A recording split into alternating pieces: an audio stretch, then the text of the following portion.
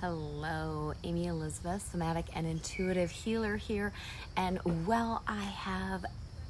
it's been a while since I've come on to do a video. I was just in what I like to call harvesting from facilitating a mystery school.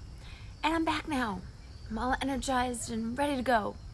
So yesterday the sun moved into Virgo, kicking us off into Virgo season, which is kind of this third phase of summer. I know here in Minnesota, we're already seeing the changes.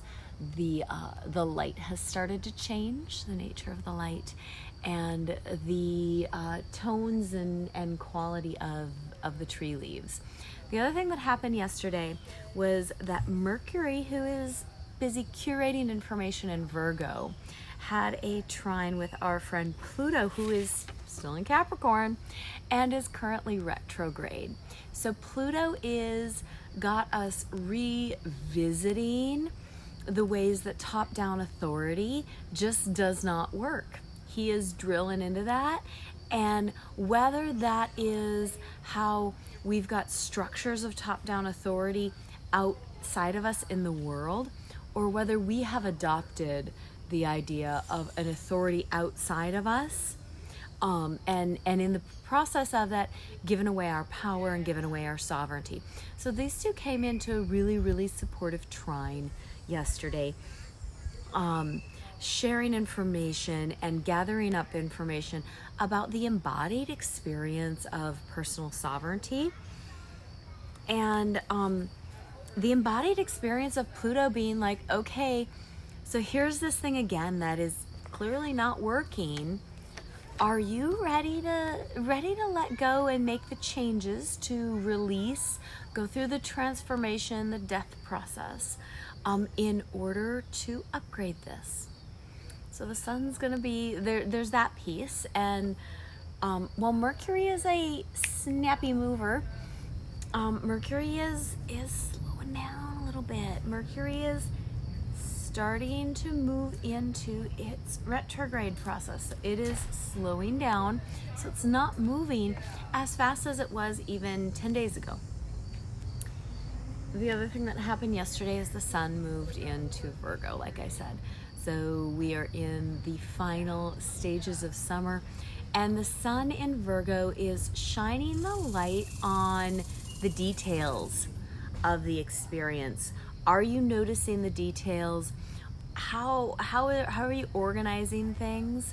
Are you holding space for efficiency? And are you putting your energy towards that efficiency? Virgo in its shadow self is perfectionism.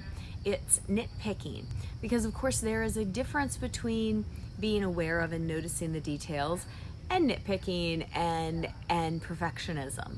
So to bring forth what I know my son's teacher for years called doing your best work, which, that circles back to one of my base philosophies and the base places I come from, which is the 4 agreements, is, just simply do your best.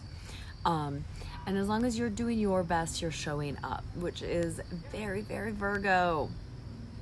And so sun's in Virgo. The next piece I want to touch on is today, which is August 23rd. And this is bloop, bloop, bloop, Women's Circle support information. We are working with Sirius this month. And on the 19th, Black Moon Lilith, who is also in Cancer, hit 14 degrees of Cancer, so it conjuncted Sirius. So everybody born before November of 1992, your Sirius, your natal Sirius, sits at 13 degrees of Cancer. And in November of 1992, Sirius, as a fixed solar system, moved a degree closer. It is at 14 degrees now. So on the 19th, when Black Moon Lilith, this idea of equality and liberation, remember Black Moon Lilith is the conglomeration of all of the dark goddess energies. And the dark goddess is really, really fierce, deep, deep love. And it's allowing ourselves to really see where any spiritual systems are holding us back from our equality, our liberation, and our truth. And remembering that there's a difference between Sagittarian truth, personal truth, and Piscean truth, cosmic truth. And I'm not saying that Sagittarius is only work from personal truth and Pisces only work from cosmic truth. No, it's the archetypal energies of the two.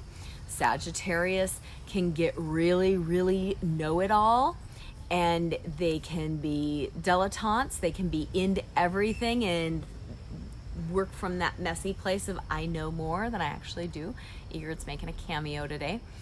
And so with this piece I want to talk about for the 23rd is that Black Moon Lilith and Sirius are still conjunct in Cancer at 14 degrees. But what happened is that Hygeia down in Scorpio, or over in Scorpio, I guess depending on your personal chart, is now sitting trine. So this goddess of Kundalini healing. The story of Hygeia is she was the black sheep of her family because she moved from a place of whole person healing. It wasn't just we're going to fix the system, we're going to heal the whole of the person. And because as such, she's willing to go into the shadow. She's willing to look at the messy stuff. She looks at the emotional pieces and the mental pieces and the physical pieces and the energetic pieces and the spiritual pieces to bring them into a place of deeper wholeness. So Hygeia is there in this trine, really challenging us and reminding us of the depth, Scorpio, of the healing potential when we find our spiritual liberation. So with that in mind, it's a big week of healing. There's Hygeia, multiple Hygeia aspects this week, and the healing that comes when we fully claim our self-worth. It's just the neighbor puppy, Lucy. So leave your questions, your comments, your dedications, or your requests down below, and I will see you again soon.